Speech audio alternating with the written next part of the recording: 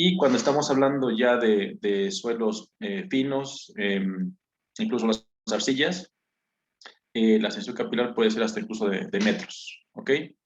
Entonces, esa cuestión de la ascensión capilar nos interesa porque nos está indicando cuánto es, digamos, la elevación del agua que satura al suelo por este fenómeno. Ya también comentamos la clase pasada que esa ascensión capilar se va a ver reflejada en el cálculo de lo que es los esfuerzos estáticos y en específico pues se va a generar una presión de poro negativa. ¿Ok? Ahorita si quieren digo brevemente por qué habría valores negativos o por qué sí puede haber valores negativos en cuanto a lo que es la presión hidráulica o la presión de poro. Pero ahorita me interesa entonces que identifiquen el concepto de la ascensión capilar. ¿Ok? Entonces, para esto vamos a hacer un pequeño ejercicio que es muy probable que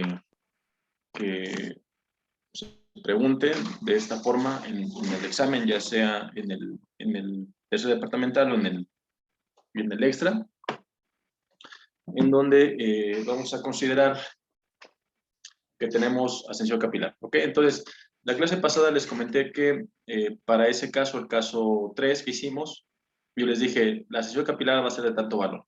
¿Ok? Ahí les dije desde el nivel de aguas prácticas hasta los 3 metros. Ahora, si vieron el video, entonces, la ascensión capilar en el suelo, que es ahorita lo que nos interesa, Hassen establece una ecuación de tipo empírica para poder calcular la ascensión capilar que llamamos HC. Acuérdense que HC es la distancia que vamos a medir desde donde se encuentra la superficie libre del agua, en este caso del nivel freático, hacia arriba. ¿Ok? Y que dijimos que es totalmente independiente de la columna de agua que se forma desde la superficie del agua hacia abajo. Entonces, Hassen establece una ecuación donde dice que vamos a tomar un valor n que va a ser dividido entre la multiplicación de dos características que ya hemos comentado en el primero y segundo departamental por de 10. ¿Ok? Donde ya sabemos que es la relación de vacíos, es un valor de tipo adimensional, y de 10 sería lo que se conoce como diámetro efectivo, o si se acuerdan de sus clases de lo que corresponde a granulometría, es el tamaño de partícula al 10% que pasa. ¿Ok? Entonces, dense cuenta que ya estamos combinando algunos temas de lo que vimos en clases pasadas. Entonces, para estimar la ascensión capilar, vamos a ocupar esta ecuación, como les comento, relativamente es una ecuación empírica. Me parece que lo menciono en el video, no recuerdo bien, donde entonces es la relación de vacíos, de 10 es el diámetro efectivo, y el valor de n es un coeficiente que depende del tipo de suelo, tiene un valor que está entre 0.1 y 0.5. Muy importante definir que las unidades de este valor, o de este coeficiente varía entre 0.1 y 0.5. ¿Ok? Ya que es un valor bastante pequeño, podemos definir que esta característica n, si no se indica en el ejercicio que desarrollemos o desconocemos ahí de manera, en cierta forma, lo que es la característica del suelo, entonces podemos ocupar el promedio, que va a ser 0.3 centímetros cuadrados, que es un valor prácticamente igual por ahí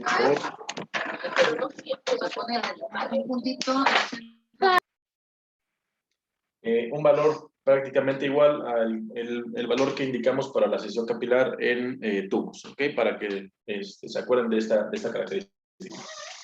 Entonces, básicamente contando con lo que es diámetro efectivo o diámetro al 10% que pasa en su prueba de granulometría y la relación de vacíos, podemos calcular HC. ¿Ok? Entonces, aguas. ¿Por qué? Porque estamos diciendo que N La n mayúscula, este coeficiente, va a tener unidades de centímetros cuadrados, o centímetros cuadrados. Podemos hacer la conversión o pueden hacer la conversión, no es tan complicado.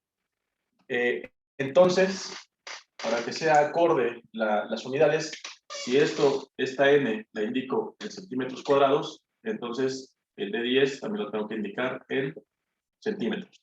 De esa forma, las unidades en las cuales se va a encontrar HC va a ser en centímetros. Y ya dijimos, la razón de vacíos es un valor adimensional. ¿Sí queda claro? Sí, profe. Sí, profe. Sí. Sí, escucho. ¿De qué valores a qué valores dijo que abarcaban, profe? ¿De 0.1 a 0.5? Sí, 0.1 a 0.5. Voy a subir la imagen. Bueno, entonces, ahora vamos a hacer un ejercicio bastante similar a lo que fue en el caso, bueno, en la clase pasada. Vamos a definir a este como, vamos a llamarle el caso 3.1, donde vamos a seguir considerando la ascensión capilar. Y en cuanto a características del suelo, voy a hacer un poquito más grande para que se aplique bien. Voy a poner nada más 2 estratos, pero la importancia es que este estrato a lo mejor vamos a indicarlo como un limo. Y a este vamos a indicarle que es una área. Este vamos a llamarle que es un ML y este una SW. Y aquí vamos a indicarle que tiene 3 metros y acá vamos a indicarle 1.8 metros. Ok, una estratigrafía bastante pequeña, a lo mejor ahí se hizo alguna excavación y por eso la conocemos. Vamos a facilitar el análisis, vamos a indicar que no hay, y ahora sí ya no hay sobrecarga en superficie construida como el caso de un terraplén. El NAV, vamos a indicar aquí, donde termina el primer estrato. Y en este caso vamos a hacer la consideración de que aquí sí vamos a tener en cuenta cuál es la ascensión capilar. Acuérdense que la ascensión capilar nuevamente dijimos que va a ser del NAV hacia arriba. Hacia arriba es como vamos a medir HC y ya sabemos HW de aquí hacia abajo. ¿Ok? Donde está el nivel práctico. Ahora, ¿qué otra? Hay que tomar en cuenta lo siguiente. Estamos diciendo que este es el estrato 1. Este es el estrato 1 y este es el estrato 2. Ahora, hay que identificar también que respecto a lo que es las características del primer tema que vimos de relaciones volumétricas y gravimétricas, un material que está totalmente saturado, aunque estamos hablando del mismo suelo o del mismo estrato, cuando está totalmente saturado tiene características un poquito distintas a que si estuviera solamente seco o parcialmente saturado. ¿Ok? Entonces, ¿qué estoy diciendo? ¿Por qué voy? A que si esto se empieza a saturar por capilaridad, va a haber una parte del mismo estrato que va a tener una saturación al 100%. Tal vez sea esto, tal vez hasta acá, o como vimos la clase pasada, sea hasta la superficie. ¿Ok? Pero si no llega hasta la superficie, entonces quiere decir que ese estrato, el estrato 1, va a estar en una subdivisión donde una parte va a estar tal vez seca o parcialmente saturada y otra parte totalmente saturada, que es donde va a haber la ascensión capilar. ¿Sí me expliqué? Sí. Sí, profe. Ok. Sí, profe. Entonces, eso va a conllevar a que el estrato 1 se subdivida y a lo mejor yo en este momento les voy a decir, la parte que está, digamos, que no está saturada por capilaridad, va a tener un peso volumétrico de, vamos a ponerle 13 puntos. ¿Quieren ocupar métrico o internacional? Métrico. Métrico, ahora, 1.38 toneladas sobre metro cúbico. Y la parte que sí está saturada, vamos a indicarle un peso volumétrico un poquito mayor, Esto lo tendríamos que hacer el análisis un poquito más refinado si encontramos con más características. Ahorita la finalidad es que nada más identifiquen esta diferencia. 1.55 toneladas sobre metro cúbico. Entonces, nada más lo importante es definir cuánto va a haber de sección capilar para ocupar peso volumétrico del material que está arriba y el peso volumétrico del material que está abajo y está saturado por capilaridad. Y para el tercer estrato vamos a indicarle un peso volumétrico de 1.8 toneladas sobre metro cúbico. ¿Ok? Ahora la pregunta es, y ya lo comenté ahorita hace un momento, ¿qué datos requiero para poder determinar la ascensión capilar que voy a tener en el estrato de Lima? Acuérdense que es de aquí para arriba. La relación de vacíos ¿Ok? y de 10. Ok. Entonces, vamos a indicarle entonces lo siguiente. Ahorita como ejemplo, es obvio que este estrato tendría, al menos en lo que es su configuración de origen, digamos, de cómo se formó respecto a su origen geológico, la característica de relación de vacíos. ¿Dónde lo pongo? Voy a poner aquí. Vamos a poner una relación de vacíos de un valor de 1. ¿Ok? Y me faltaría un tamaño de 10. Vamos a indicarle un valor de 0.002. A ver si con esto va. Milímetros. ¿Cuánto es de 10, profe? Perdón. ¿Perdón? ¿Cuánto es de 10? 0.002 milímetros. Ahorita como ejemplo, ¿no? Gracias. Vamos a indicar aquí que es una mezcla de limo con arcilla, ¿no? Para que sea, digamos, coherente por el dato.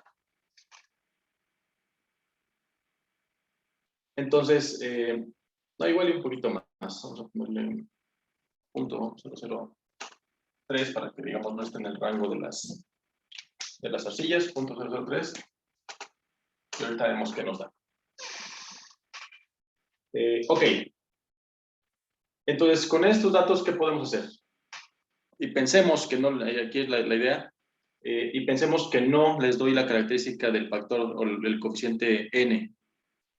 Pues tomamos lo recomendado, ¿no, profe? Ok. Entonces, decimos que HC, de acuerdo a Hasse, HC va a ser calculado como 0.3, aquí voy a indicar las unidades, centímetros cuadrados. Perdón, aquí iba a indicar centímetros. 0.003 centímetros. Entre 1 que multiplica a 0.003 centímetros nada más. Aquí son centímetros cuadrados, aquí son centímetros. Ok, entonces 0.3 entre 0.003, ¿qué resultado les da? Son 100 centímetros. Okay, 100 centímetros. Entonces aquí indicamos que va a ser 100 centímetros lo que es el resultado de la ascensión capilar. Ok, entonces acuérdense que el caso pasado, el caso que hicimos el día martes, yo les dije, HC va a valer 3 metros, es decir, por las características que ustedes quieran indicar o que sean necesarias, la ascensión capilar ocurría hasta la superficie del suelo. Aquí entonces estamos indicando que eso no va a suceder, que nada más se van a saturar 100 centímetros o 1 metro de los 3 de los cuales se conforma mi primer estrato. Entonces, más o menos por escala, a lo mejor por aquí más o menos esto es lo que se saturaría por capilaridad y eso sería HC. Ok, y así es como vamos a hacer esa propuesta en caso de que se les pregunte en el examen. ¿De qué otra forma se podría haber planteado el caso? A lo mejor les hubiera dicho, pues la curva nanométrica del suelo, a lo mejor es esta, ¿no? Ustedes determinen cuánto es el valor del tamaño de partícula al 10%, ya sabemos, entonces aquí pues el 10%, trazo mi línea recta, donde corta con curva abajo, y determino mi de 10. En este caso, acuérdense que la curva nanométrica normalmente viene indicada en milímetros en lo que es el tamaño de partícula, o el diámetro de partícula, y aquí, en vez de 0.003 centímetros, si está indicado en milímetros, ¿qué hacemos? ¿Multiplicamos o dividimos por 10?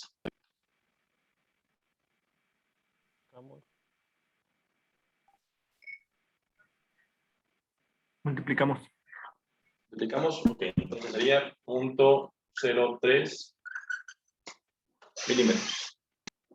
Entonces, aquí estoy indicando que mi curva, acuérdense, pues es en milímetros. Aquí lo tengo que ocupar en centímetros. ¿Sí quedó claro? Sí, profe. Sí, profe. Ok. Bueno, bueno, ya que quedó claro entonces esta parte de la curva nanométrica, las características que requiero para determinar mi extensión capilar y cómo la voy a calcular, ¿puedo borrar esta parte para tener espacio? De mi parte sí, profe. Sí, profe. Ok. Bueno, borro las características que, como ya dijimos, son necesarias para poder hacer el análisis. Ya lo hicimos y ahorita nada más los voy a quitar para tener espacio. Entonces, aquí es donde vamos ahora sí a nuevamente hacer nuestro análisis gráfico. Ya sabemos, primer esfuerzo que calculamos pues son los esfuerzos totales. Por las unidades que estamos manejando, que son el sistema métrico, toneladas y metros cúbicos, entonces las unidades van a ser toneladas sobre metro cuadrado, en lo que corresponde a los esfuerzos. Toneladas sobre metro cuadrado. Ok, entonces, ya que no hay nada en superficie, entonces el esfuerzo total en superficie sería 0. Ok, ¿qué sigue? Esfuerzo total en donde tenemos el cambio abrupto, digamos, de un material que está tal vez seco o parcialmente saturado a un suelo totalmente saturado. Entonces, para este caso dijimos que vamos a ocupar este peso volumétrico, que corresponde al, aunque es el mismo, ya dijimos, aunque es el mismo material, esta parte está saturada por capilaridad.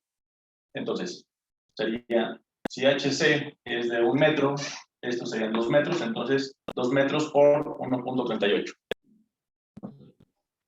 2.76. 2.76. Sí. Ok. 2.76. Ok. Siguiente plano, donde tenemos la saturación del estrato 1, 1.55 por 1, más el 2.76. 4.31. Okay. 4.31. Y finalmente, el sueldo total, donde termina el segundo estrato, 1.8 por 1.8 más 4.31. 7.55. ¿Punto qué? 55. 56. 5. 5. Ok, 7.55. Y mi diagrama total sería este. Básicamente lo que ya hemos manejado anteriormente. Siguiente esfuerzo, ya sabemos que es la presión de poro. Y en este caso, donde comentamos que iba a ocurrir el valor, digamos que 0 de mi diagrama. Bueno, no hay ascensión, bueno, ya que no hay ascensión capilar, presión de poro 0 sería desde aquí hasta acá. Y nuevamente habría un valor 0 aquí. Ya sabemos, del NAD para abajo son las presiones de poro positivas que ya hemos calculado. Si hay ascensión capilar, del NAD hacia arriba, va a haber un aporte de presión de poro negativo. 1.55 en el negativo. Entonces, presión de poro aquí, 0. Sube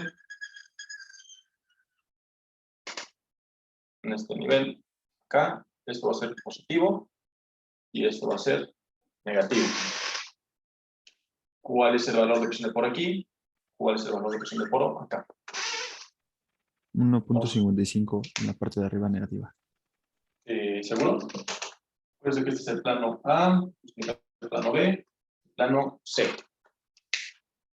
En el plano A, ¿cuál es la presión de poro? 1.55. No.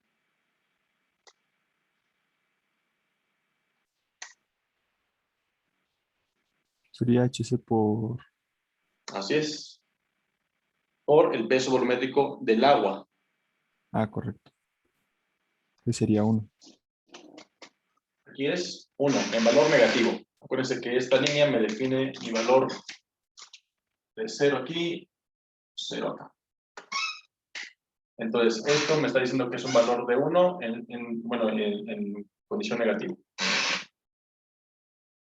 Y se determina mi estratigrafía, donde estoy estudiando, que es el término del segundo estrato de la arena, va a ser la columna de agua. Esto va a ser 1.8 toneladas sobre metro cuadrado. ¿Sí quedó claro? Sí, profe. Profe, Ok.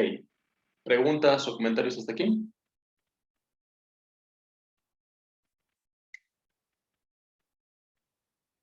De mi parte no. Bueno, ok. Último diagrama. Esfuerzos efectivos.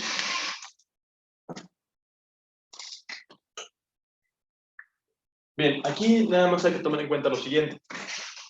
Y eso va a generar como un salto, digamos, en el diagrama. Aquí lo que podríamos pensar es, pues nada más el efectivo es el total menos presión de poro y ya obtengo el efectivo. Total menos presión de poro. Nada más que aquí hay una cuestión que tenemos que identificar, así como en algunos casos de sus diagramas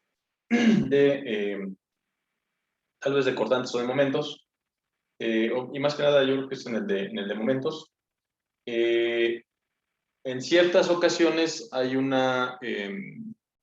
digamos, una interacción de un material totalmente, bueno, aquí parcialmente saturado con el que está totalmente saturado. Entonces, eso se va a ver reflejado en que en el cambio de este material parcialmente saturado a este totalmente saturado, hay una cierta incertidumbre en lo que ocurre. Y eso se va a ver reflejado de la siguiente manera. Lo que vamos a hacer, o lo que se va a reflejar, es que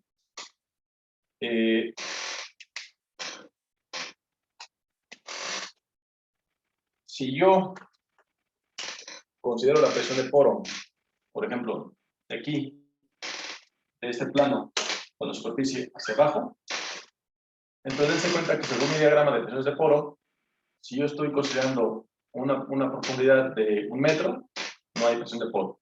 1.5, no hay presión de poro. 1.8, no hay presión de poro. 1.9, 1.99, incluso 1.99999, que puede ser prácticamente el valor de 2. Estamos considerando que la presión de poro es un valor de 0. Pero automáticamente, de acuerdo a esto que estamos viendo, cuando tenemos un valor exacto de 2, ahora sí, ya tenemos una condición de una presión de poro de valor negativo. Entonces, ese cambio digamos, tan abrupto de pasar de presión de poro de valor 0 a una presión de poro negativa, se tiene que ver reflejada en lo que es el diagrama de esfuerzos efectivos. Es decir, este valor lo vamos a tener que ocupar 2 veces, primero con un valor de 0 y luego con un valor de 1. Y eso va a generar como si fuera un escaloncito en lo que es el diagrama de esfuerzos efectivos. ¿Ok? Es decir, primero, 2.76 menos 0 me daría el valor de 2.76, que ya hemos hecho eso anteriormente, ¿no? y daría algo así. Tenemos un valor de 2.76 sería este valor.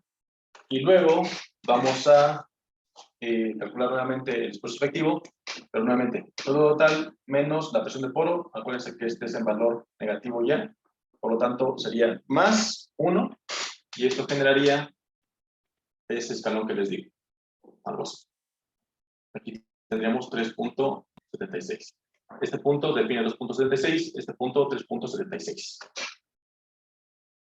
Es la única cuestión que vamos a tomar en cuenta cuando tengamos este tipo de casos. Después, la presión de poro, perdón, el esfuerzo efectivo sería 4.31 menos 0. Exactamente como lo hemos hecho anteriormente, 4.31. Y finalmente, el esfuerzo efectivo en la parte inferior, 7.55 menos 1.8. ¿Cuánto es? 5.75. 5.75. Entonces, la única cuestión que va a ocurrir es este escalón que estamos viendo aquí en el esfuerzo efectivo. ¿Ok? La única cuestión que sucede cuando tenemos ese cambio, digamos, entre comillas, abrupto, entre un material tal vez seco o parcialmente saturado con un suelo totalmente saturado. De tener que cambiar de un material parcialmente saturado a uno totalmente saturado, donde haya ascensión por capilaridad. Para mí sí, profe. Sí, pero me quedó claro. ¿Seguros? ¿Todos? Sí, profe. Ok. Bueno, no sé si puedo borrar, entonces. Sí, profesor. Sí, profe. Bueno, ahí entonces nada más una breve explicación de por qué puede haber valores negativos en las presiones de poro. Tiene que ver con lo que es la forma en la que medimos las presiones desde el punto de vista físico.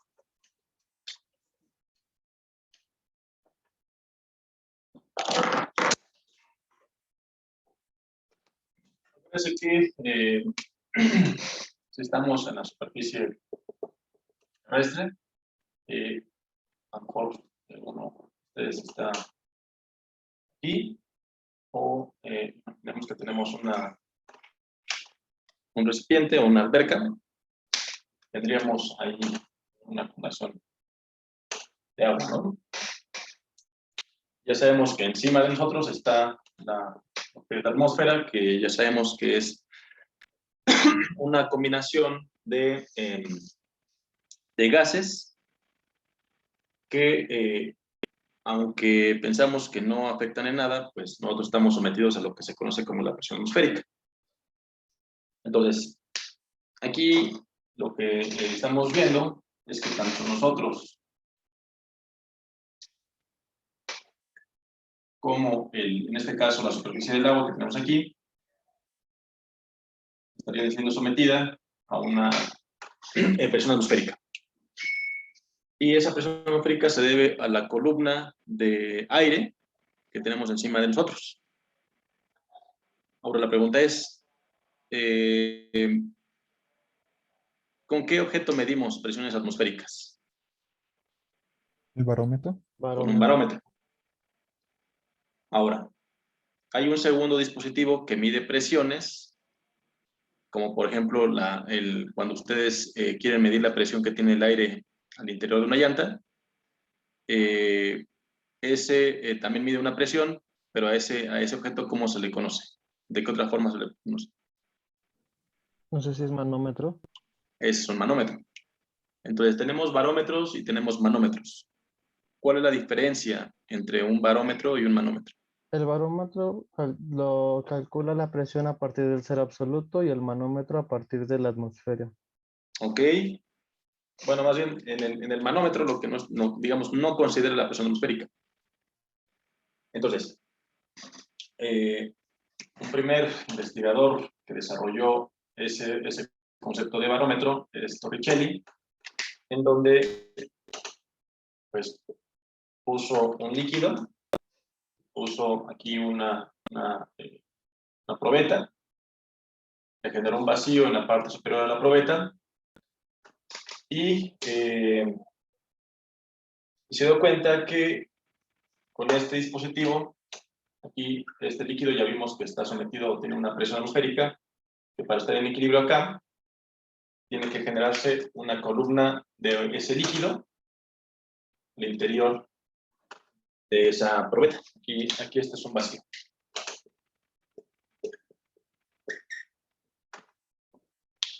Entonces estoy seguro que ustedes saben qué es, y bueno, eso fue la mención de Torricelli. Si estamos a nivel de mar en condiciones CNPT, ¿cuál fue la medición que hizo? ¿Cuál es la medición que indica para un cierto líquido en su barómetro?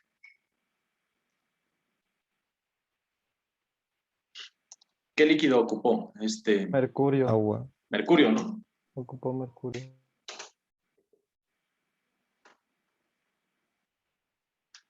¿De cuánto fue la columna que se generó de mercurio al interior de su barómetro?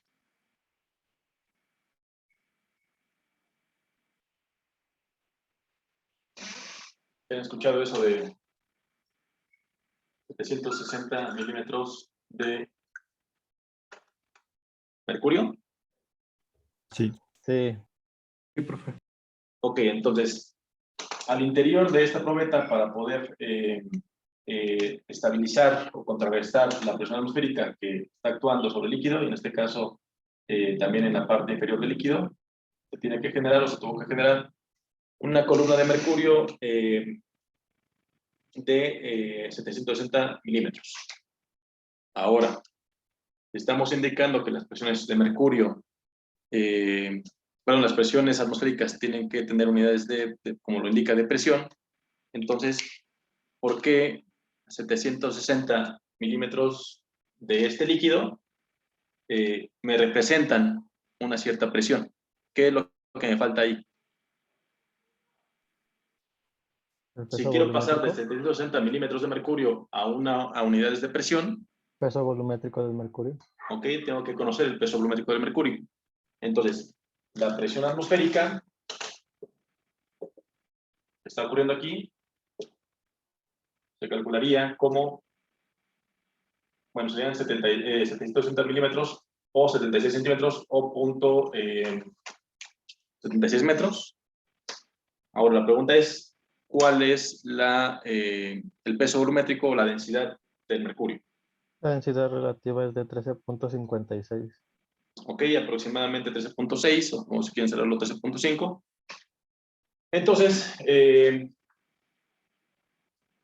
aquí serían 76 centímetros de mercurio y por lo tanto el peso volumétrico del mercurio, como dice mi compañero, es 13.5 veces más denso que el agua.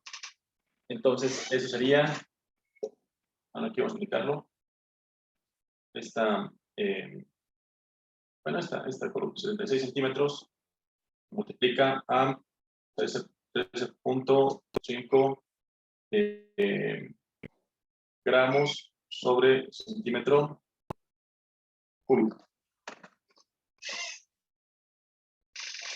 ¿Cuánto es 76 por 13.5?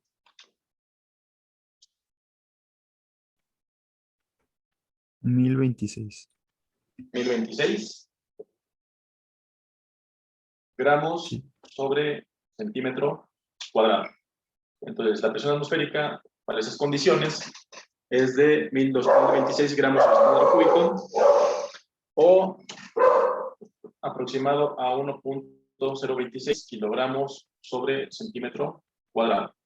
Eso quiere decir que nosotros, bueno, y si estuviéramos en esas condiciones que comentamos, que no varía mucho, no varía tanto en lo que es, digamos, dependiendo de la columna de aire que tengamos o la posición geográfica en la que estemos, si estuviéramos en esas condiciones, cada centímetro cuadrado de nuestra piel o de nuestra superficie, de nuestro cuerpo, está soportando o está siendo sometido a una carga de 1.026 kilogramos. ¿Ok? Y eso mismo está ocurriendo en la superficie libre de un líquido que tengamos en algún recipiente. Aquí ya está siendo sometida esa superficie a la presión atmosférica o a una presión de 1.026 kilogramos por centímetro cuadrado. Y entonces ahí es donde ocurre lo siguiente. Estamos indicando que las presiones que medimos para nuestra interpretación puede partir desde el cero absoluto, es decir, donde tenemos el vacío absoluto, donde no tenemos ninguna partícula de aire que está afectando dicha condición. Y tenemos una segunda forma de medir presiones que se conoce como una ecuación relativa. Entonces tenemos la absoluta y la relativa. La absoluta parte desde el cero absoluto, como dijimos, y la relativa parte descontando lo que es la presión atmosférica, que para este caso es de 1.026 kilogramos sobre centímetro cuadrado. Entonces se dan cuenta en los diagramas que hemos estado calculando, en cuanto a lo que es la presión de poro, empezamos que en la superficie libre del agua, que es donde se encuentra el NA, tenemos un valor 0. ¿Okay? Sin embargo, lo que estamos diciendo es que no estoy considerando la presión atmosférica. ¿Okay? Otra vez estamos en una ecuación relativa. Por lo tanto, si el agua tiene un poquito menos de presión, que es lo que genera lo que es la concentración capilar, entonces sí hay un rango donde el valor de la presión en el agua puede ser ¿qué? Negativo. Negativa, pero porque estoy haciendo la consideración de que estoy en la ecuación de medición de presiones relativas, donde el cero no es un cero absoluto, sino es un cero relativo, porque ya está actuando lo que es la presión atmosférica. ¿Ok? Esa es una razón, o esa es la razón de por qué sí puedo tener valores negativos en la presión de poro.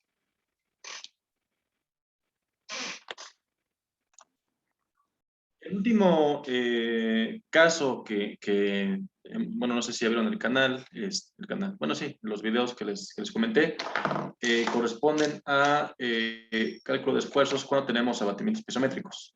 Entonces, antes de hacer ya el último ejercicio, o el último caso, el caso 4, vamos a comentar un poquito de lo que es el abatimiento piezométrico. Y básicamente, pues es una cuestión de explotación de los mantos acuíferos por, bueno, más bien este fenómeno de abatimiento piezométrico se genera por explotación de los mantos acuíferos. Entonces, acuérdense que todas las ciudades tienen una necesidad de agua, de estar ocupando agua para procesos industriales y también para uso doméstico. Por lo tanto, pues es necesario extraer agua de algún lado, ¿no? Parte de nuestro sistema, bueno, del agua que llega a la Ciudad de México y en algunas partes del área metropolitana, pues vienen del sistema Cutzamala, y de otras presas, ¿no? Como ya sabemos del Estado de México. Pero también una gran parte que ocupamos es por la explotación de los mantos acuíferos, y eso pues es mediante la perforación de pozos de extracción de agua que pueden llegar a tener profundidades de más de 100 metros, 100 metros, 200 metros, 300. Entonces lo que estamos haciendo es extrayendo agua, y esa extracción de agua se ve reflejada de alguna forma en lo que es la superficie de la ciudad. Un fenómeno que ocurre, o dos fenómenos que ocurren que se pueden detectar, es que en la zona del lago y zona de transición se presenta un fenómeno que se conoce como hundimiento regional, en el cual hagan de cuenta que la ciudad se empieza, es obvio que no es poquita agua, no son tal vez cientos o miles de metros cúbicos que estamos extrayendo, y es obvio que ese volumen de agua que estamos sacando del suelo de alguna forma se tiene que ver reflejada, ¿no? Es como este concepto de a toda acción corresponde una reacción. Es exactamente lo mismo. Si yo saco 1 metro cúbico de agua, de alguna forma se tiene que ver reflejada en algún lado, que normalmente es en la superficie del suelo. Entonces, si ustedes leyeron el documento del doctor Gabriel Aubinet, viene una breve descripción de dicho fenómeno en donde las ciudades empiezan no es nada más en la Ciudad de México, son en varias ciudades del mundo, empieza a descender. Las zonas de roca, esas se quedan tal cual, porque no afecta a este fenómeno, solamente afecta a los depósitos de tipo lacustre y aluvial. Entonces, la ciudad empieza a hundirse. Ahorita la estimación me parece que, si no estoy mal, puede andar como entre 10 y 20 metros, dependiendo del sitio en el que nos encontremos en lo que es la ciudad. En este caso, otra vez, recalco, zona de lago y transición. Esa es una de las principales problemáticas que tenemos en la Ciudad de México por esta cuestión de abatimiento de lo que es la explotación de los mantos acuíferos.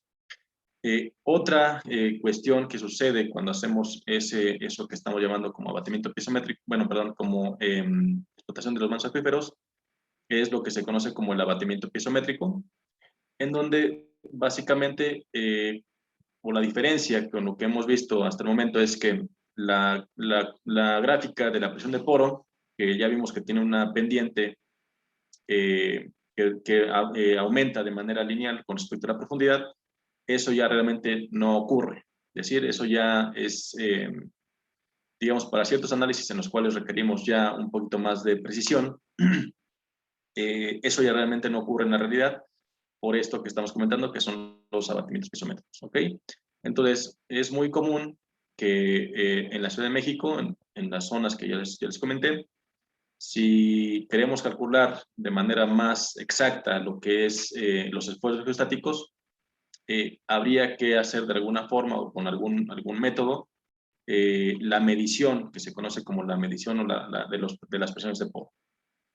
Esto se hace al menos en lo que es la mecánica de suelos, con lo que se conoce como un piezómetro.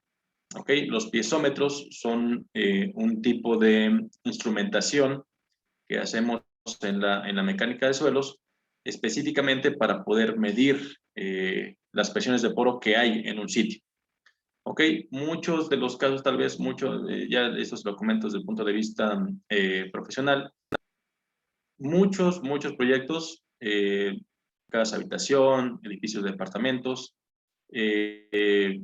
prácticamente los que digamos, entre comillas, proyectos pequeños, vamos a hacer la consideración de lo que hemos hecho hasta el momento respecto a lo que es el cálculo de esfuerzos geostáticos. Es decir, calcular los totales, las presiones de poro, como si consideráramos que el nivel freático fuera nuestra superficie del agua, y no hay ninguna variación en cuanto a lo que es la condición de la presión hidráulica con respecto a la profundidad. Pero hay proyectos un poquito más importantes, como ejemplo, a lo mejor un edificio que tenga ya una mayor importancia, unos 10 niveles, bueno, más de 6 niveles, 10 niveles, 20 niveles, un aeropuerto, una presa, si es el caso, donde teníamos que hacer, para tener mediciones y hacer análisis un poquito más precisos desde el punto de vista geotécnico, hacer esto que se conoce como las mediciones pisométricas. Como ya les comenté, uno de los métodos es la construcción de lo que se conoce como un piezómetro. Como ya les comenté, o bueno, si vieron los videos, un piezómetro, básicamente, bueno, aquí tengo, están viendo ya en pantalla, ¿verdad?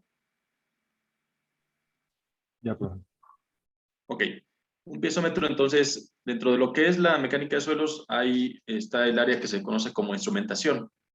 Es decir, la instrumentación es, aparte de un piezómetro, puede ser, por ejemplo, si yo construyo un edificio, puedo hacer una instrumentación de colocar algunos puntos para tener un control topográfico y ver que el asentamiento que tiene el edificio pues, corresponde o está cumpliendo con lo que a lo mejor el diseñador o el geotecnista previó o calculó. un talud, cuando se construye y empieza, antes de que se empiece tal vez a tener alguna problemática, también algunos taludes requieren lo que se conoce como un inclinómetros, y esos inclinómetros empiezan a decir si la masa de suelos empieza a tener un desplazamiento. Dentro de la instrumentación, como les digo, está lo que se conoce como piezómetros.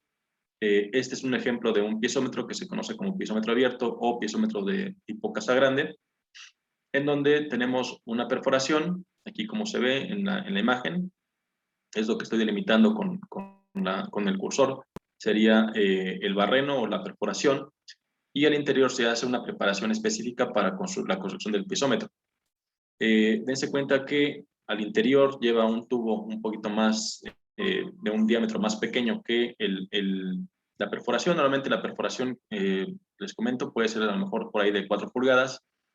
Es decir, esta normalmente se hace puede que sea directamente donde se hizo el sondeo de exploración, o puede ser un barreno específicamente para eso. Entonces, ahí se ocupa la broca que rompe el suelo, que es la broca tricónica, una broca tipo drag o una doble helicoidal. Se empieza a perforar, se hace el barreno, y de alguna forma al interior se va a colocar este tubo, que básicamente dense cuenta que aquí tenemos lo que es el bulbo. Esa es la parte más importante de lo que es el piezómetro. En este caso, dense cuenta que aquí tenemos el bulbo y tenemos una pequeña cama, bueno, es un filtro de arena. Entonces, para hacer la colocación de este tubo al interior, primero se tendría que dejar caer una pequeña cantidad al interior del barreno de arena para que quede este colchón. Y una vez que tenemos ese colchón, se baja este tubo que está previamente hecho para este fin, y se coloca un poco más de arena que rodea a ese bulbo. La importancia del bulbo, aquí tenemos esta imagen del lado izquierdo, que es el detalle de ese bulbo, y dense cuenta que es un tubo que normalmente es de acero, y está ranurado. ¿Okay? Esta es la elevación, este es el detalle de esta parte, y este es el corte que tenemos aquí, y dense cuenta que es un tubo que tiene ranuras.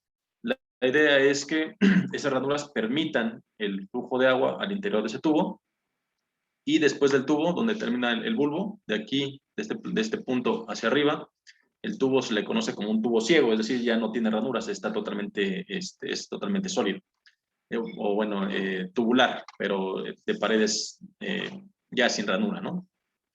Entonces, dense cuenta que aquí la cuestión entonces es que el agua entra al bulbo y se genera una columna de agua al interior de este tubo. ¿Ok? Aquí unas partes adicionales de lo que es la preparación es colocar esto que se conoce como sello de bentonita, y finalmente el barreno, para que no quede, digamos, holgado o volando el tubo, se rellena en el espacio anular, en lo que es este tubo, con la pared del barreno, con un relleno de lodo arcilloso, o en algunos casos también puede ser con alguna grava. ¿Okay? Entonces ahí ya en el campo tendrían que tener alguna cuestión de ese tipo para hacer el relleno. Pero importante aquí es lo que se conoce como el sello. Entonces, básicamente lo que estamos haciendo es, digamos, estudiar la profundidad a la cual se encuentra el bulbo. ¿Okay? Aquí esta parte nos indicaría en específico cuánto es la presión de poro, haciendo la medición de la columna de agua que tenemos al interior de dicho piezómetro. ¿Ok? Entonces, esto es básicamente un piezómetro. En la parte superior se puede colocar un tapón a lo que es la tubería donde vamos a hacer las mediciones de las presiones de poro o las columnas de agua. Y también en algunos casos, si se construyen en zonas, digamos, un poquito peligrosas, donde está al aire dichos piezómetros, también se vale que se le construya lo que es una tapa de cisterna. Dan de cuenta que la tapa de cisterna, bueno, si ustedes tienen en su casa una cisterna, la tapa tiene hay una posibilidad de ponerle un candado, para que pues no vaya a llegar gente que no tiene nada que hacer y vaya ahí a dañarle su piezómetro. Son caros, como les digo, casi ningún cliente acepta, si de por sí es complicado que de repente acepte el costo del estudio de mecánica de suelos, el decirle que se va a construir un piezómetro también menos va a querer. Entonces, por eso les comento que solamente se construyen para ciertos proyectos, cuando es muy, muy importante contar con los esfuerzos geostáticos al momento, ¿no? En ese momento. Por eso es que son, digamos, de repente son difíciles el que se tengan que, les acepten el presupuesto de tal vez un sondeo junto con la construcción de un piezómetro. ¿Ok? ¿Cómo qué estimado tiene, profe, de costo extra? Uno muy sencillito, yo creo que entre 5 y 10 mil pesos, que es como el que les voy a enseñar ahorita y que creo que está en los videos. En un proyecto que nos tocó ahí en Aragón, creo que era Aragón, Ecatepec, no recuerdo bien. Había un edificio que ya se estaba sentando demasiado, no tenían estudio de mecánica de suelos, y para poder tener bien ahí las mediciones de los geostáticos, se tenía que, bueno, le dijimos a la gente que tenía que hacerse la construcción de un piezómetro. Entonces, aquí se ocupó, como les digo, normalmente hay dos formas de hacerlo. Uno, digamos, consiguiendo los insumos en la tapadería, que sería lo más económico, pero hay equipos hay materiales un poquito más sofisticados que tienen un poquito más de control respecto a las normas, pero sí es caro. Bueno, no apenas, pero en su momento, o hace unos años, cotizamos el material para un piezómetro de acuerdo a norma. Creo que el puro material costaba como por ahí de 80,000, 100,000 pesos. Es obvio que era un proyecto algo importante, pero el cliente dijo que no iba a pagar ese extra. Entonces, bueno, pues podemos hacer uno un poquito más, menos caro, con materiales que de repente se pueden conseguir en alguna tlapalería, no muy tan sencilla, pero sí en una tlapalería, ¿no? Con una ferretería.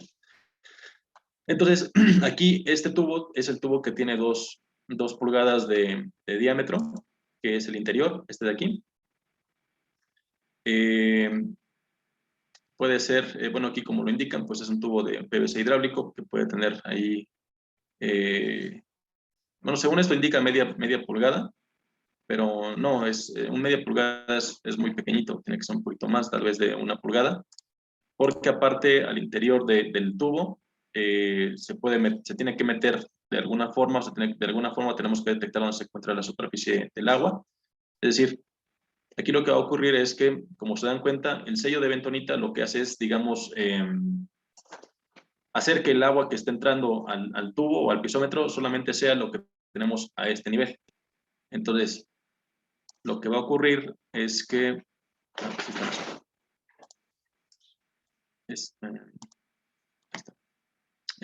si tengo el nivel freático por aquí, el agua que está en la masa de suelo, solamente lo que influya va a ser la que tenemos a esta profundidad. Entonces, hagan de cuenta que el agua pasa a través del filtro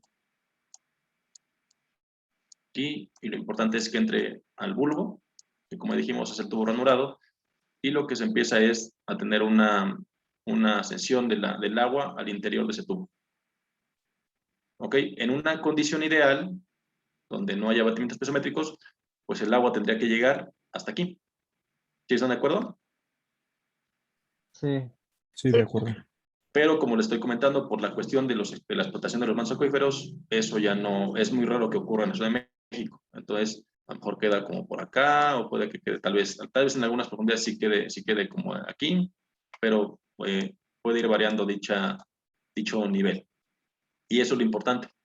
Entonces, si el piezómetro tiene, si digamos la cámara o el bulbo tiene una profundidad de 30 metros y nada más entran 5, entonces tienes 25 metros de superficie hasta la superficie libre del agua en tu piezómetro, que de alguna forma tienes que medir porque ya no se ve, es un tubo muy pequeñito. Entonces normalmente se consigue o se compra lo que se conoce como una sonda eléctrica, Y esa sonda eléctrica, haz de cuenta que hagan de cuenta que en la punta, es un cable, que en la punta tiene como un sistema eléctrico, y es un carrete. Entonces, bajan la sonda, bajan esta parte, la que es un componente eléctrico, va bajando, va bajando, va bajando, y cuando hace contacto con el agua, en superficie, en el carrete, tiene un foquito o con una alarma, que indica que ya hizo contacto con el agua al interior del pisómetro. Entonces, como les digo, ese tubo tiene que tener un diámetro que normalmente sí es como, incluso es más o menos como el tamaño de un marcador, ese elemento que les comento. Y normalmente ya el carrete tiene digamos, ya está hecho como si fuera un flexómetro, para que te diga directamente cuánto es la profundidad que tiene dónde se encontró, la profundidad en la que se encontró el nivel del agua. ¿Sí me expliqué? Sí, profe. Sí, profe. Ok. Bueno, entonces, ya desde el punto de vista de construcción, aquí ya aquí se hizo digamos, el sondeo de exploración, aquí se extrajeron muestras, y como les dije, puede que sea un barreno específicamente para el pisómetro, o ocupar el que ya se construyó de exploración. Aquí se ocupó ese mismo. Hay que tomar en cuenta muchas cosas, porque hay veces que también el pisómetro, aunque se perfore y se construya, no funcione.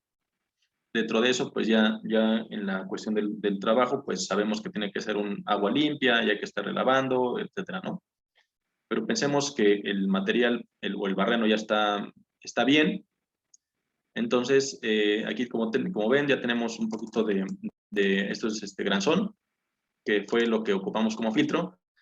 Entonces se colocó, antes de bajar ese tubo, se vertió un poquito de material de granzón para tener la cama, esta pequeña cama de arena donde se va a apoyar el tubo, el pisómetro, aquí está. Y una vez que ya se colocó ese poquito de material, pues ya se baja el tubo. Ahí se dan cuenta, pues ya que se bajó, pues empieza a agregar un poquito más de granzón para conformar lo que es la cámara y el filtro.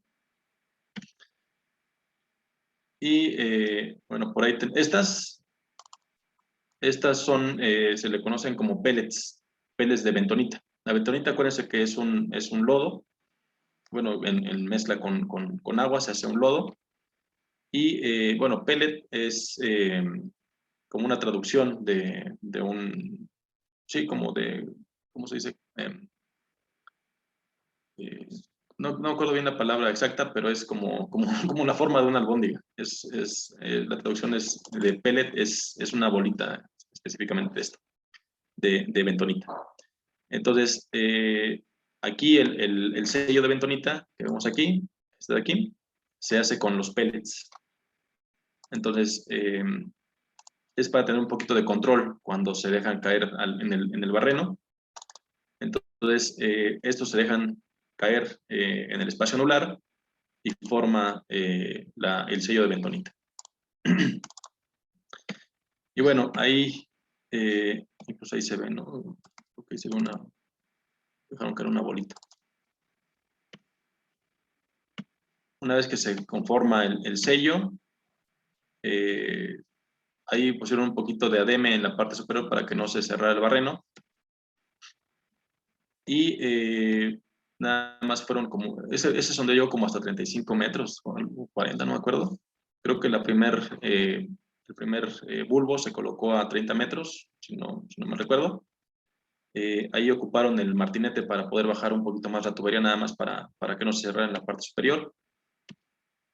Y ahí está el primer piezómetro. Y al final creo que se colocaron dos dentro de ese mismo barreno, o no me acuerdo bien, creo que sí. Nada más se hizo una técnica ahí de rellenar un poquito con grava. Y una vez que estaba el primer sello de bentonita, después se colocó otro poquito de grava, de granzón. Se bajó el segundo piezómetro, se colocó más grava, y al final pues se rellena ya sea con lodo bentonítico, ¿no? Que es básicamente una mezcla de bentonita, agua y un poquito de cemento para que se forme como un tipo mortero.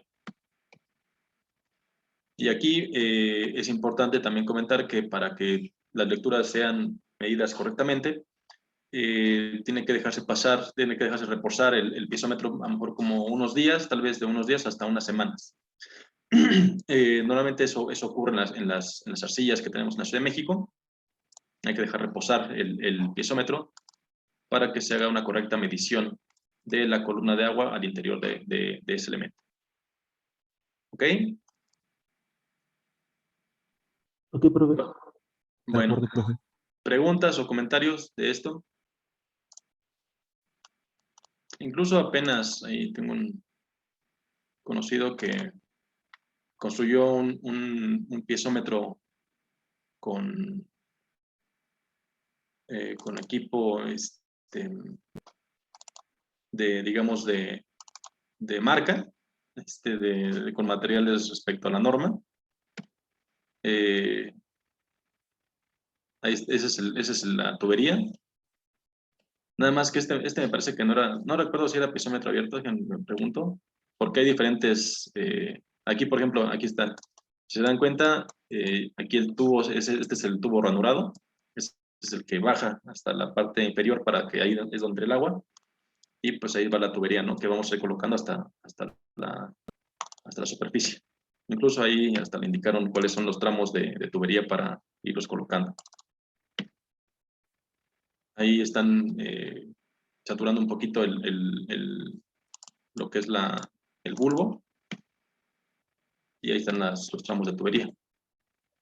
Ahí está. El principio es exactamente el mismo.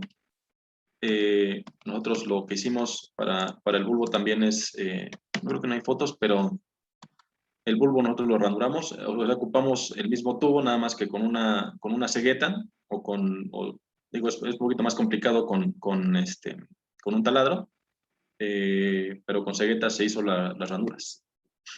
Y para que no hubiera una cierta afectación, también es recomendable, digamos, para que no se taponeen esas ranuras, se le envuelve en una, como tipo malla, la venden en las tapaderías también, en las ferreterías, una malla como de color verde, una malla de mosquitero.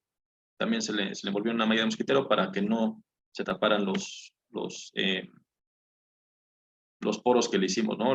Las perforaciones que le hicimos nosotros de manera en campo para que fuera, y esto como les digo es un poquito menos caro que ocupar equipo de línea, que digo, sí hay que considerar de repente que sí es necesario contar con equipos un poquito más para el fin, pero pues como les digo es caro y no hay veces que, como les digo, no los quieren pagar. Ok, bueno, y ahí la unión entre tramo de tubería entre tubo y tubo, pues aquí tenemos la tubería le llama campana, y en el extremo pues viene el tubo y se le coloca un poquito de este pegamento azul para que se fije entre tramo y tramo. Ok. De acuerdo, profe. Bueno, ¿preguntas o comentarios hasta aquí? No. Bueno, básicamente, ¿en qué se traduce este fenómeno de hundimiento regional o batimientos pisométricos? Ahorita no vamos a ver el caso 4, nada más estamos comentando cómo se construye un pisómetro, y de aquí, pues, un efecto clásico de lo que es el hundimiento regional es esto.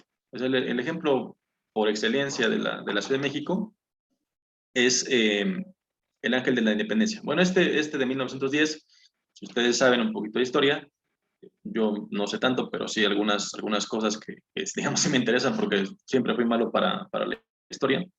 Este es el de 1910, es el Ángel original. En el año del 70 ocurrió un terremoto que tiró el Ángel, entonces se volvió a construir, y el que tenemos actualmente, digamos que es uno nuevo que se construyó en el año 70, de los 70.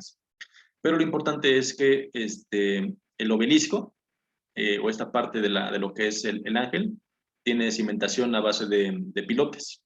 que están desplantados sobre una capa resistente. Entonces, lo que ocurre, o la situación que ocurre cuando tenemos estructuras desplantadas con pilotes en capa dura, que atraviesan los estratos de arcilla compresible, como es este caso, y como hay muchos edificios que también hay en la ciudad, es que ocurre una problemática que se conoce como la emersión aparente. La emersión aparente, bueno, anteriormente, acuérdense que la mecánica de suelos es una ciencia relativamente nueva, que digamos, la moderna o la mecánica de suelos moderna empieza por ahí de los años 40. Entonces, anteriormente, o en los principios del análisis de este fenómeno, se pensaba que algunas estructuras estaban emergiendo digamos, respecto a todo lo que lo rodeaba, pero ahora ya sabemos o ya se sabe que ese no es el caso, que lo que ocurre es que más bien la ciudad se está hundiendo, pero desde la perspectiva de una persona en superficie, pues se veía que estaba emergiendo las estructuras. Entonces, dense cuenta que en este año, esta es lo que es digamos, la superficie o digamos la capa de rodamiento, que ahorita sería lo que es la avenida de Reforma.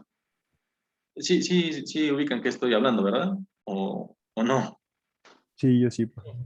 Profe. Bueno, cuando ahorita ya parece que ya no hay pandemia y que puedan darse una vuelta, ahí en Reforma está el Ángel.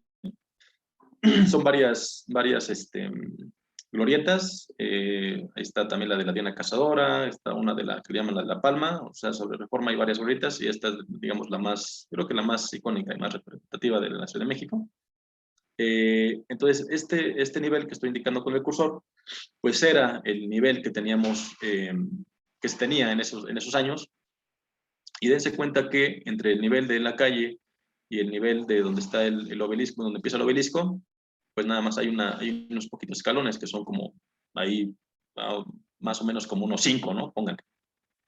Pero entonces lo que ha ocurrido, ya dijimos, es que la ciudad se empieza a hundir, lo que está cimentado con pilotes en capa dura se queda prácticamente en su posición, digamos, desde el punto de vista de profundidad o de superficie, y lo que ha tenido que pasar o lo que se ha tenido que hacer para poder llegar nuevamente a esos niveles en los que se encuentran ciertas estructuras, como este caso, pues es la construcción de nuevos niveles nuevos escalones, ¿no? Incluso aquí se ve más o menos por coloración, aquí donde se encuentra esta persona que está en color blanco, como con una chamarra en color blanco, casi esos son los niveles originales de escalones, y de aquí donde se encuentra esta persona para abajo, pues son nuevos niveles de escalones. ¿Ok? Esa es esencialmente una problemática que ocurre en la Ciudad de México por la explotación de los acuíferos, que, como ya dijimos, lo vamos a ver reflejado en el cálculo de los procesos estáticos como abatimientos pisométricos. ¿Ok? Sí, profe. De acuerdo, profe. Bueno, y muchos de los edificios, como les comento, si ustedes pueden visitar la zona de la zona centro, la zona que está, digamos, en la parte del lago de transición en la Ciudad de México, edificios que estén cimentados con pilotes a capa dura, tienen esa problemática. Normalmente los pilotes, ya incluso hay estructuras que los pilotes quedan, digamos, son tan rígidos y no se hunden con la misma velocidad de la ciudad, que prácticamente los pilotes ya quedan incluso a la vista digamos, yendo sobre las banquetas, yendo sobre la banqueta. Hay edificios que ya están, digamos, no sé, como medio metro tal vez arriba del nivel de calle, y se ven los pilotes, o incluso la banqueta se empieza a fracturar. ¿Ok? Eso es el fenómeno, esta es una problemática que también ocurre por esto que estamos indicando, que es la explotación de los masacuíferos. Bueno, pues no sé si alguien tenga alguna pregunta o comentario hasta aquí. Yo, profe, sabía, o el semestre pasado, el profe de Expresión Gráfica 2 nos dejó ver un video acerca del Senado de la República, donde igual explicaba básicamente el proceso constructivo que estaba a base de pilotes y estaba prevenido como para que ese hundimiento regional, Ujú. bueno, fuera considerado, y por ello le construyeron digamos que ocultamente los escalones y conforme se fuese hundiendo la ciudad ya no hubiera necesidad de agregarle los escalones, sino que nada más solitos fueran brotando por Ok, unos 20 años. No sé si sabía esa información. bueno, eh, no lo conocía, pero déjenme darle no soluciones, pero dos formas de evitar ese proceso o esa problemática en edificios. Uno es lo que se conoce como pilotes de control. Por ahí si tienen algún tiempo, busquen qué es un pilote de control. Básicamente el pilote de control es que en lo que es el cabezal, digamos en la parte que va conectada de la parte superior del pilote con el edificio, tiene ahí como unas celdas de madera, las cuales a medida que se va hundiendo el edificio pueden, o emergiendo, se pueden ir quitando digamos, esos tramos de madera para que vaya el edificio tomando el asentamiento o la emersión aparente que tienen por esa problemática. Esa es una. Nada más que la problemática de esos pilotes es que son caros, solamente una empresa los puede hacer y tiene que tener un cierto mantenimiento totalmente durante la vida útil del edificio.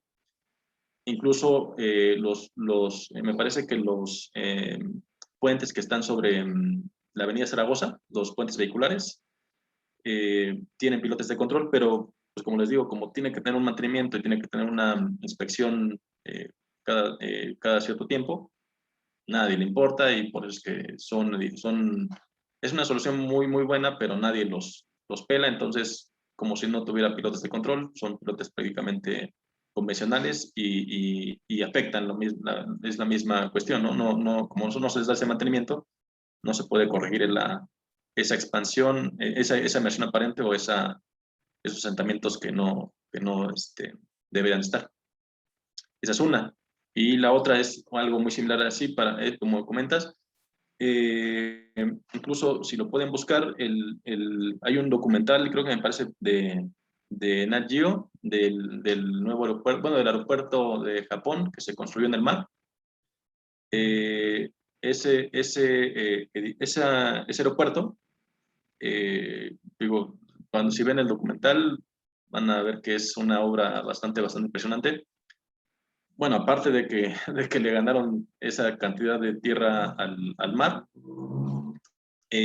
también estaban contemplando que iban a tener asentamientos que se conocen como asentamientos por consolidación, que son a largo plazo y que lo van a ver en Mecánicos los dos.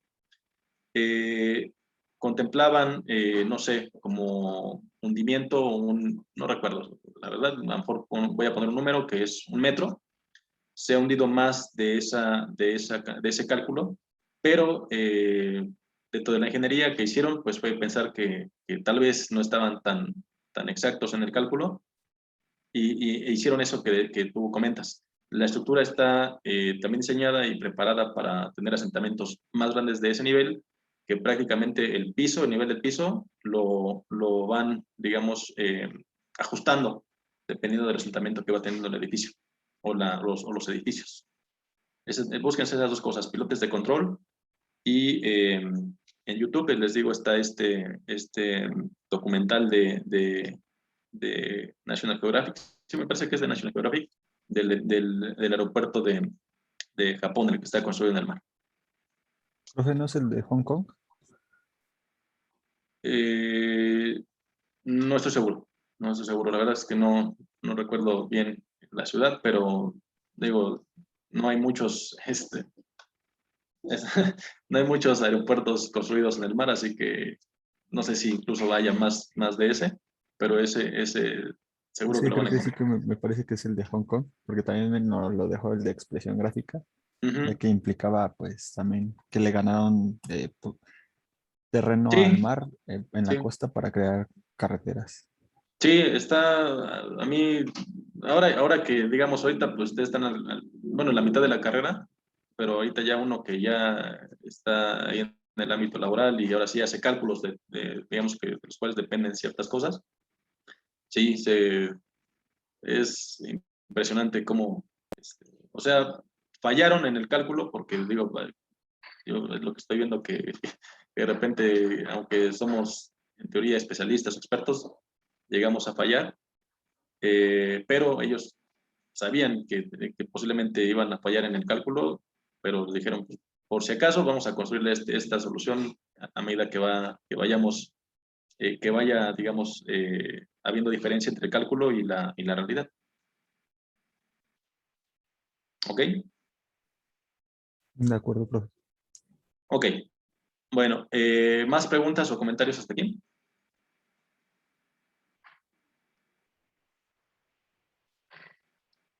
Bueno, parece que no. Bueno, aparte ya que son las 11:30. Pero dejamos hasta aquí, chavos.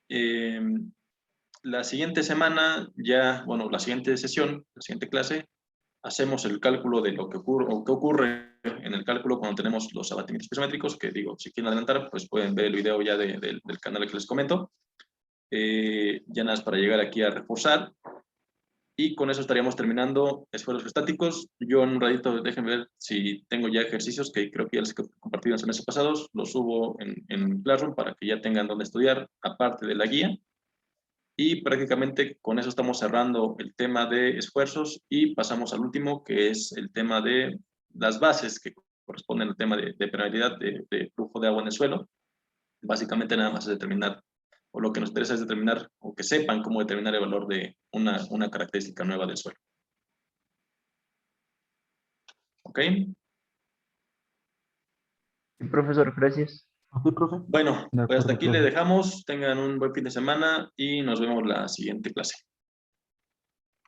Gracias, profe, Vemos. igualmente. Gracias, hasta luego. Bien, chavos.